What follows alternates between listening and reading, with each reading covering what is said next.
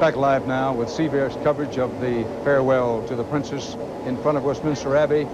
The long pealing of the bells has given way to the drone of the street sweepers beginning to clean up the paper and other street mess left by the tremendous crowd who was on hand to view the funeral procession today here in sunlit London. The hearse carrying the princess of the people, the Queen of Hearts, is on its way to her ancestral home in the north of England. The Evening Standard, the London paper, is already out with its special edition of the day, Diana's Final Journey. Their front page color photograph is of the Royal Standard draped coffin making its way early in the procession. Little doubt in my mind that tomorrow's front page picture, most places, will be Prince Charles and the two sons walking behind the procession. Cheryl Atkinson in Washington is at the British Embassy, where there is, as there is all over London, a literal ocean of flowers. Cheryl? Yes, Dan, a steady trickle of visitors has now turned into a steady stream here outside the British Embassy. People are adding to the thousands of flowers, cards, candles, balloons, and other remembrances that they're placing out here and have been since the death of Princess Diana. Pretty soon they'll be lining up to go inside the British Embassy to sign one of 8 books of condolences. Some 12,000 people have already signed those books, and it looks like all 8 will be filled before they are sent back to England after tomorrow. Some of the people who have come here include Mark and Wendy. You've come here from Annapolis, Maryland with your 3 children. Why? What have you hoped to see? Well, we came here to present flowers and to sign a condolence book. We just wanted our children to be a part of this. Why was it important to you? Was Princess Diana's life something that you followed carefully before she died? We followed it. We felt we were a part of it. You know, we would follow news clippings and different things. And what so moved you about her death? Well, it was just a tragic thing. It really was. She was a remarkable person. And her children, it's a hard thing. Were you surprised at the depth of your feelings when you heard the news? Yes. I think all of us were. What about you? Was this something that is shared mostly by your wife, or did you also share some of these same feelings? Well, I share the same feelings. I feel that Lady Di, she was a lady of our time, being that we was close to the same age. And I remember watching her get married and kind of followed her throughout the time, and it's just a total shock that this had to end like this. So what are the plans for the rest of the day? The Book of Condolence is not open yet. You can't get in the British Embassy, but fairly soon it will be. We're going to go into the embassy, sign the book, maybe come back out here for a little bit, take some more pictures, maybe just do a little sightseeing through D.C. for the day and just remember Princess Di. And one brief question to your children. What are you thinking of all of this? This is a pretty amazing outpouring of emotion. I know that's unusual for you. Yes. Yes, it is. What do you hope they bring away from this experience? Just there's a lot of caring in the world, you know, and a lot of people are bringing things here, and I just want them to see that. Well, thank you to both of you, and this is an example of the type of emotion that we're having out here today as more and more people come, as daylight comes and the funeral is over. Some people who have watched it at home are now coming out to show their emotions and remember Princess Diana here outside the British Embassy. Dan? Cheryl, thanks. And a reminder that few, if any, places in the world was Princess Diana more popular than in Washington, D.C. That is, few, if any, places outside of Great Britain itself. She was enormously popular in our own nation's capital. Tom Fenton back at Buckingham Palace have said that the picture of tomorrow's papers, the picture of the week, one of the pictures of the year is bound to be that moment when the sons fell in line with their father behind the coffin. Let's talk about that and talk over that and what your impressions were at that moment. Well, Dan, attention is now inevitably going to focus on Diana's sons. William, 15, who looks a lot like her, but has many of the characteristics of his father. Young Harry, not quite 13, who has much of the character of his mother. They have a very difficult future. It's not just the terrible loss of their mother, but there is so much on their shoulders now. I've had, I don't know how many people this week tell me how much they look forward to William, who will be in line for the throne after his father, becoming king after he's got Diana's blood in his veins. That's the sort of thing they talk about. This is a terrible responsibility for a young man who is probably, and rightly so, traumatized by the media. He could be forgiven for thinking that the paparazzi helped hound his mother to death. How will he be able to have any sort of a normal relationship with the media, which is absolutely essential in a constitutional monarchy? Charles Earl Spencer said in the eulogy that he promised Diana Soul that he would protect the boys from the media. Now, how do you protect the future heir to the throne and his brother from media attention? They'll lay off of them for a few weeks and maybe a few months, but at some point they'll zero in on them again. You know, William's first girlfriend, that sort of thing. It will be extremely difficult for them. Not only have they no mother, they don't have Tiggy, the nurse who took care of them for a long time and who was also a friend of Prince Charles's and whom Diana resented. It's not clear who the feminine influence in their lives is going to be. It's certainly not going to be Charles's mistress, Camilla. I doubt if the two will even see each other for quite some time. They won't want to be photographed together, and Camilla, from all we hear, has never met the children. So perhaps the most important thing immediately is to get them back into school. William was supposed to go back to Eton this week. For the moment, I imagine both of the boys will go back up to Scotland for a period in which they can continue to reassess their lives, can be comforted by their father, who, by all reports, is a very good father, but he doesn't replace a mother. They have a very, very difficult time ahead of them. And surprisingly, Charles has almost been cast in the shadows now by his elder son, William. William is now the focus of whatever attention the press will eventually place on the royal family. They'll zero in on him. Dan? Tom, I want to bring Ingrid Seward of Majesty magazine into this. Who now becomes the major feminine influence on these boys? Is it the Queen? Yes, everybody imagines that the Queen is this untactile, unloving person. That's just the way she presents herself to the world.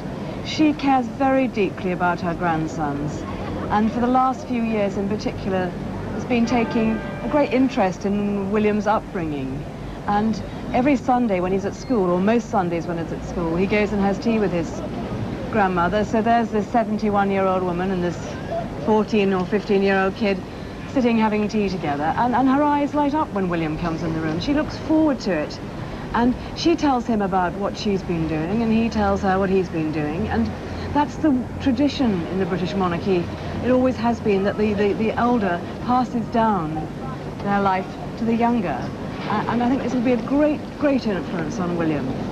And also, they're surrounded with we forget that they're not like you and me. They have their detectives, they have staff, all of whom they're very close to. And also, of course, Tiggy Legbert will still be around for them, I'm sure, because they love her very much. So they won't be alone. No one will replace their mother, but they won't be unloved. You are watching and listening to CBS News live coverage of the farewell to the princess. Jane Robelo is nearby here, down on Whitehall. Jane? Dan, we're here on Parliament Street where there was such a huge gathering of people today. John Hopkins and Jill Dawkins came last night and spent the night so that they would have a seat right along the barrier to be able to watch the funeral procession. John and Jill, I was so impressed by the crowd here. They were so respectful of one another, so quiet and solemn during this ceremony. What was it like, John, last night? It was more of a mixed atmosphere. People didn't know each other. They just got to start getting to know each other and just talking and trying to become friends, which worked. They weren't vying for positions along the rail? For a while, but everyone settled down together. Jill, as you listened to the service that they had broadcast over the loudspeakers here, what part of it was most moving where you were concerned? The Earl's speech was very moving and really come from his heart. Tony Blair wanted this to be a funeral that the people of Britain would be able to tell their princess goodbye. Was it? Do you feel like after seeing her coffin go by, you can finally put the princess to rest? I still can't believe that she has gone. It still doesn't feel real, but seeing the coffin made it a bit realer. John, what was the most emotional part of the service for you? All of it, mainly. It's just the words that were said by the sisters, by the brother. It was so emotional. I mean, to see adult men cry was bad. It was emotional. You look like you're still pretty emotional now. Yeah. What are your thoughts on how this week has been for the people of Britain in particular? I think they've been let down by a lot of people, but I think they've all rallied around together. Do you think that the people of Britain will rally around William and Harry now? Will the people of Britain be here to help raise these boys? I hope they get the chance to. I really do. I think that's what the people want. What do you mean, get the chance to? I hope there's not too much protocol involved with the royal family. I think they've gone through a lot in the last couple of weeks. Let them have a chance to get back to their own family for a while. Jill, what will happen in Britain on Monday? I still don't think it really hit people. Life goes on. You have to get back to your jobs and whatever. Jill Dawkins and John Hopkins, thank you so much for joining us. Dan, it will be interesting to see whether or not life goes back to normal on Monday when people head back to work. Certainly Parliament Street here is being swept up, and I imagine it will be open to traffic in just a few hours. It will look like things are back to normal, but how people feel in their hearts here in Britain may be another story altogether. Dan? Jane Robelo at Whitehall, indeed. We want to go back to the moments, the minutes before the actual funeral service, noting that we are going to play the funeral service in its entirety here on CBS a little later in the morning. We're going to replay some of this videotape and bring in Ingrid Seward of Majesty Magazine and David Starkey, constitutional monarchy historian. This is the father of Dodi Al-Fayed, who was killed in the car crash. Ingrid? This is Mohammed Fayed and his wife Heidi. And she is a very gorgeous Scandinavian lady. But Diana liked Mohammed. She said he made her laugh. And he has rather a wicked sense of humor, which she shared with him. Pavarotti, the great opera singer. Indeed, and Diana, of course, loved opera. Diana didn't just like Elton John, she liked opera, she loved Verdi above all, and that was why that extraordinary extract, the Libera Me, was played from Verdi's Requiem. We heard that soprano's voice, and almost sounding like a kind of dove above the great murmurings of the choir. At the moment these dignitaries were arriving, the coffin bearing Diana was some blocks away, Elton John arriving. She had a very close friendship with Elton John, and then they fell out, which he talked about publicly yesterday. Do we know why they fell out? Well, he put a tribute to Versace, or she put a tribute to a book about Versace, and there were some photographs in it which she didn't approve of. She thought they were tasteless, and so she pulled out of it. And Versace had to cancel the party to launch the book, and of course so no money was raised for the charities. And Elton John was quite stubborn and was very angry with her. This is what he said. And they didn't speak for a while, but luckily for him, they re-met at Versace's funeral when Diana came up and sat next to him and put her arm around him to comfort him. Some of the Gulf of Flowers at the front of Westminster Abbey as Britain's new Prime Minister, still new, arrives. With his wife, Sherry Booth, coming up now. Blair has very much taken the lead in managing public reaction to this.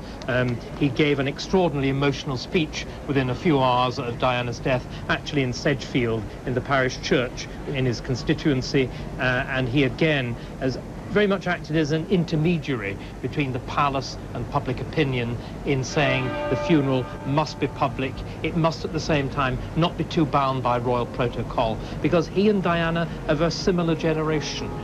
They both have, in one case have, the other case had, their finger on the pulse of popular opinion. Too strong to call Tony Blair a Bill Clinton with a British accent? No, it's not. New Labour, New Democrat. And like Clinton, he's got a similar sense of style. There's Christa Berg, who was famous for a song, Lady in Red, actually, which he dedicated to his wife. But he was also a great friend of Diana's. There's Henry Kissinger, who was a great admirer of her. There was a wonderful story told of the first time that Kissinger actually met Diana, and she was trying to understand foreign affairs, and it is alleged that Kissinger's attention was directed in a quite different direction. He, of course, was a man of power who loved very pretty women. Beside him was his beautiful wife, also a very tall, elegant, blonde Mrs. And Kissinger. Lord Attenborough, Richard Attenborough, the film director, again very closely associated with New Labour, but also the man who taught Diana public speaking. There's Clive James, who'd done interviews with Diana, and next to him I think that's Melvyn Bragg, I'm not quite sure. He certainly talked to her at length, and I think he even helped her with her speech, didn't he? Indeed. What does this group of people tell us about Diana, the people who were invited to this, Ingrid? I think that they were friends. Normally at a funeral of this magnitude, there would be far many dignitaries. I mean, there were dignitaries there, but very, very few comparatively.